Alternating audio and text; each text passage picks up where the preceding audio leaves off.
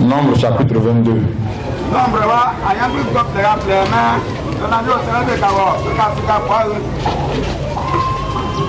À partir du verset 1.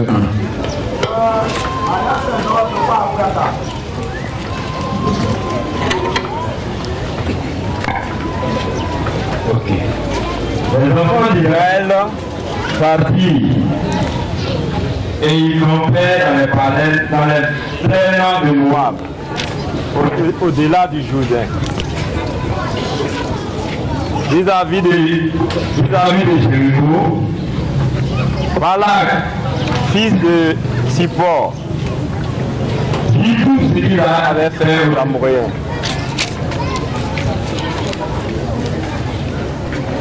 Et Moab fut très effrayé en face d'un peuple aussi nombreux. Il fut saisi de terreur en face des enfants d'Israël. Moab dit aux anciens des Madian, cette multitude va dévorer tout ce qui nous entoure, comme le peuple pousse la vertu des champs. Balak, fils de Sippor, était alors roi de Moab. Il envoya des messagers auprès de Balaam, fils de Béor, habitant sur Fleuron, dans le pays des filles de son peuple, afin de l'appeler et de lui dire, voici un peuple est sorti d'Égypte. Il couvre la surface de la terre, il habite vis-à-vis de moi. Viens, je te prie, maudis-moi ce peuple, car il est plus puissant que moi. Peut-être ainsi pourrais-je le battre et le châtirai du pays, car je sais que celui qui te bénit, Non. car je sais que celui que tu bénis est béni et celui que tu maudis est maudit. C'est le peuple d'Israël qui, sortant de l'Égypte et allant dans sa promesse, dans son chemin, a battu les nations.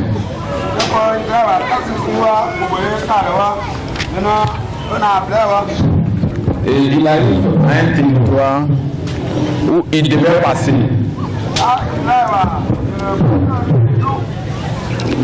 Et lorsqu'il est arrivé,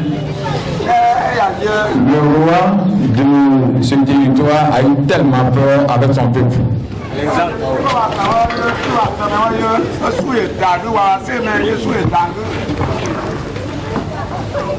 Il a donc envoyé des gens aller appeler un prophète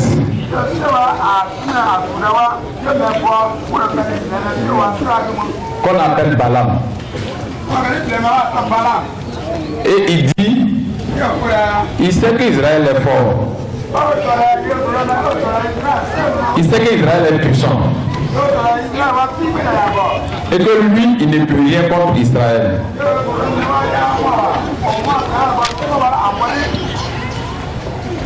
Mais il veut frapper Israël.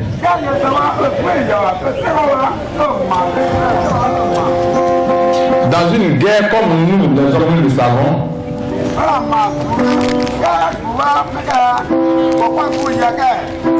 on utilise les armes pour combattre.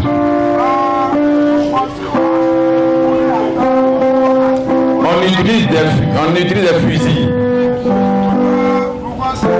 des machettes, des flèches, des épées pour combattre. Mais le roi de Moab a compris que Israël était puissant. Il a dit, allez-y me chercher Balaam, afin que Balaam neutralise, que Balaam rende impuissant, que Balaam rende faible Israël, que Balaam désarme Israël. Quand Israël sera désarmé, alors maintenant moi, je vais prendre les couteaux, je vais prendre les fusils, je vais prendre les coups de poing pour le frapper et le chasser.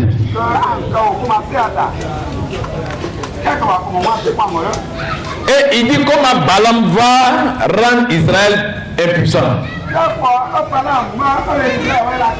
Il dit comment Balaam va rendre Israël faible.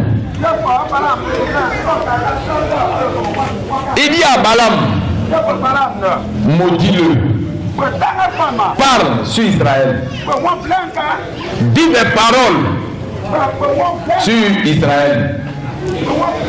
Parce que je sais que ta bouche est autorisée. Je sais que ta bouche est puissante. Et la parole qui sort de toi produit toujours son effet.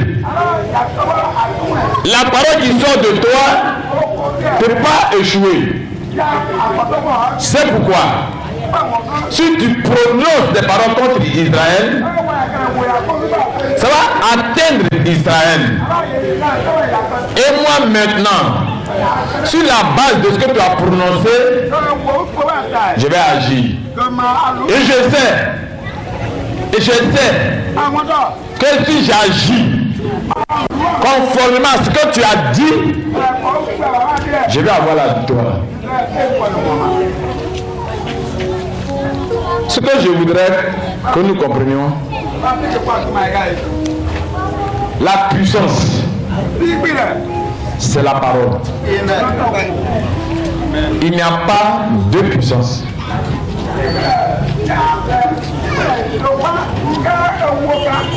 Il dit, la Bible dit, la parole qui sort de Dieu, elle ne revient pas sans avoir accompli son effet. La Bible dit, celui qui exécute la parole, la puissance qui permet à la parole de se manifester, l'exécuteur de la parole de Dieu est puissant. Rien ne peut vaincre la parole. Rien ne peut vaincre la parole. Ce que le témoignage de Balaam et Barak nous dit, c'est que la parole sort, c'est comme une énergie, une force. Et elle agit en paralysant, en détruisant tout ce qui est contraire à elle, autour d'elle. Si Balaam a été appelé, parce que celui qui maudit est maudit, Balaam a été appelé parce que quand lui maudit, tu es maudit. Dieu, Jésus a été aussi appelé parce que celui qui lui bénit est béni. Croyons à la parole. Croyons à la parole. Croyons à la parole. Croyons à la parole. Croyons à la parole. Ce matin, quand on méditait, le Seigneur nous a fait comprendre ceci. Le Seigneur nous a dit, que à la création, bon, avant la création, quand Job, l'histoire de Job, Dieu a autorisé Satan à toucher Job. Dieu a autorisé Satan à toucher Job. Mais je vais le dire selon la vérité. Pas selon les images, mais selon la vérité. Job lui-même a autorisé que le diable le touche. Mais pour qu'on on s'entend, je vais dire ça autrement. Dieu a autorisé Job de toucher à Job. Dieu a autorisé Satan de toucher Job. Mais regardons bien. Quand Dieu a dit à Satan de toucher à Job, il a dit, tu peux toucher jusqu'à telle limite. Le diable n'est pas allé au-delà des limites que Dieu lui a données. Est-ce qu'on se comprend? Le diable ne peut pas aller au-delà des limites que Dieu lui a données.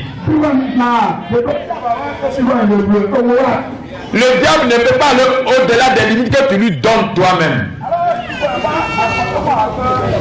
À la vérité, c'est Job qui a donné les limites au diable, c'est pas Dieu.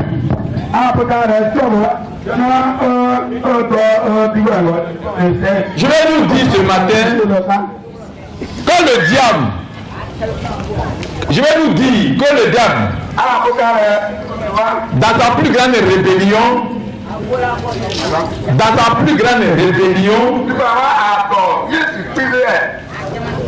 il ne peut pas obéir à Dieu. Dans sa rébellion à lui, il ne peut qu'obéir à Dieu. Il ne peut pas aller au-delà de ce que Dieu a déterminé. Est-ce qu'on s'entend? Est-ce qu'on s'entend? Dans ta vie, aucun sorcier ne peut aller au-delà de ce que Dieu a déterminé. Aucune malédiction ne peut aller au-delà de ce que Dieu t'a dit. Après, Dieu t'a dit quoi? Dieu t'a dit quoi? Dieu dit, c'est celui qui te maudit qui est maudit. Aucune malédiction ne peut t'atteindre. Alléluia. Alléluia. Alléluia. Hier matin, nous avons parlé du témoignage du combattant. Et le frère nous a fait comprendre qu'il faut découvrir l'œuvre que Christ fait en nous. Tel que Christ se révèle à toi, c'est comme ça qu'il va te révéler au monde. Ce que tu as vu de Christ, c'est ce que tu vas devenir. Je voudrais simplement ce matin nous encourager et dire ceci, que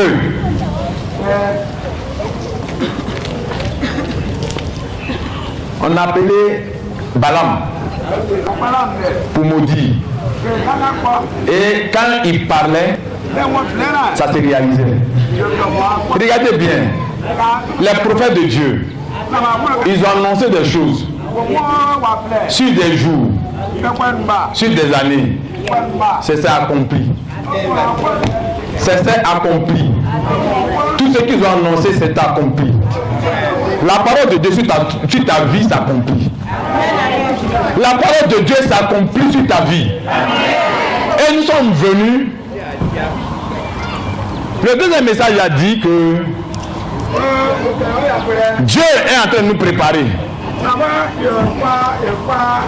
Frère, Dieu ouvre sa parole. Depuis hier, Dieu ouvre sa parole.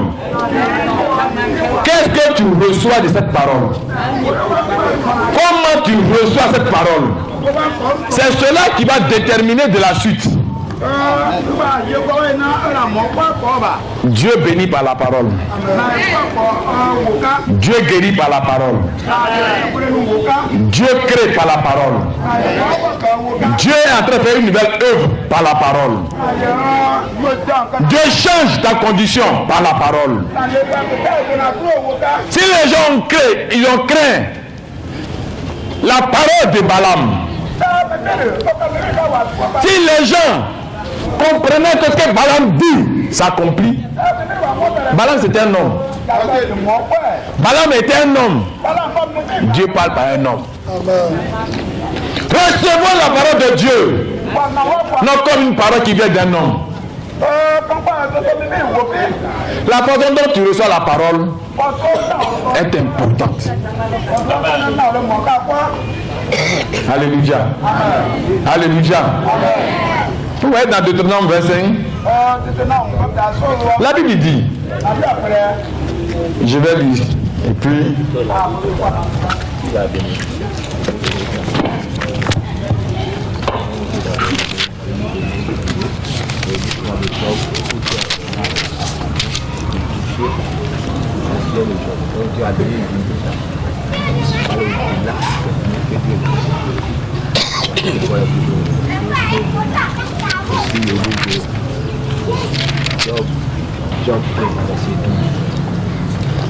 C'est Deutéronome 23. Il dit, l'Ammonite et le Moabite n'entreront point dans l'assemblée de l'Éternel, même à la 10e génération et à perpétuité. Parce qu'ils ne sont pas venus au devant de vous avec du pain et de l'eau sur le chemin lors de votre sortie d'Égypte. Et parce qu'ils ont fait venir contre toi à prix d'argent Balaam, fils de Béor, de Pétor, à Mésopotamie, pour qu'il te maudisse. Mais l'Éternel ton Dieu n'a point voulu écouter Balaam, et l'Éternel ton Dieu a changé pour toi la malédiction en bénédiction, parce que tu es aimé de l'Éternel ton Dieu. Amen. On peut dire Amen. Amen. Balaam, quand il maudit, tu es quoi? Quand Balaam maudit, tu es quoi? Quand Balaam maudit, tu es quoi? Il a été appelé pour maudire Israël. Vous savez ce qui s'est passé? Dieu dit, quand Balaam maudissait, lui, Dieu, il n'a pas écouté les malédictions de Balaam. Et il a transformé les malédictions en bénédictions. Est-ce qu'une malédiction peut t'atteindre? Alléluia. C'est Moïse qui écoutait. Quand Balaam proclame, Moïse interprète, il comprend la bénédiction. Parce que Dieu transformait la malédiction en bénédiction. Frère, Dieu est en train de transformer notre vie ce matin. Depuis hier, Dieu est en train de transformer ta vie. Et nous avons la parole de vie. Toute malédiction qui a été sur ta vie, Dieu la transforme parce qu'il t'aime.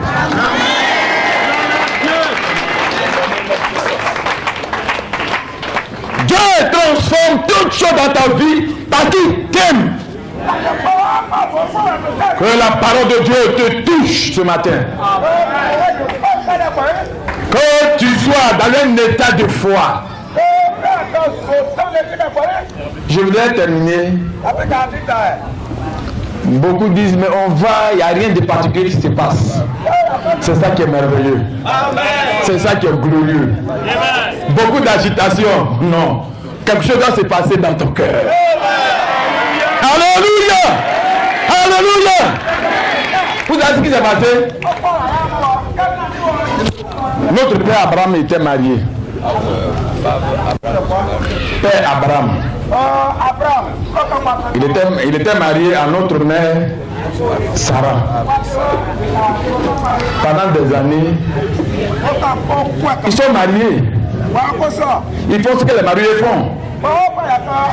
Il n'y avait pas de fruits. Il n'y avait rien. Le jour où Dieu a visité Sarah, ils ont fait ce qu'ils faisaient habituellement. Rien n'a changé. Ils ont fait les mêmes choses habituelles. Mais il y a une touche qui était dedans qui a changé. Alléluia. Les choses ne changent pas devant nos yeux. Mais il y a une vie qui est en train de changer les choses. Et tu ne sais donc pas la même personne. On écoute les mêmes prédications. On écoute les mêmes prédications. On participe au même séminaire. Mais Dieu est en train de te visiter. Les choses ne sont pas ordinaires. Les choses semblent être les mêmes choses. Mais il y a eu une visitation de Dieu. Il y a eu une visitation de Dieu. Tel que tu le comprends, tel que tu le vois, tel il sera dans ta vie. Alléluia. Alléluia. Si des hommes ont maudit et ça s'accomplit, Dieu bénit et ça s'accomplit. Si le diable a maudit par des êtres humains et ça s'accomplit, Dieu bénit par des êtres humains et ça s'accomplit. Recevez donc la parole de Dieu, non comme la parole d'un homme. Recevez donc la prédication, non comme la parole d'un homme, mais venant de Dieu Tout-Puissant. Parce qu'elle a la capacité d'accomplir le projet de Dieu. Que Dieu soit béni. Que Dieu soit béni. Que Dieu soit béni. Que Dieu soit béni. Parce que nous sommes les soldats de Dieu. Alléluia. Nous sommes les combattants de Dieu. Et c'est lui qui élargissons les limites de son royaume. Alléluia. Le frère Boui. Le Boui. Viens d'appuyer. Dieu, alléluia, va nous conquérir. J'ai dit, tel que Dieu nous apparaît. Alléluia. C'est comme ça qu'il nous montre au monde. Amen. Tel que tu le vois, c'est comme ça qu'il va te révéler aussi au monde. Celui qui a honte de moi devant les hommes, j'aurai honte de lui devant mon Père. Alléluia. Tel que tu vois Dieu, tel il te révélera. Libérons nos cœurs et laissons l'esprit de la révélation nous visiter ce matin. Laissons la vie de la foi prendre possession de notre vie, afin que les bénédictions qui sont en train de couler, nous puissions recevoir et que nos couples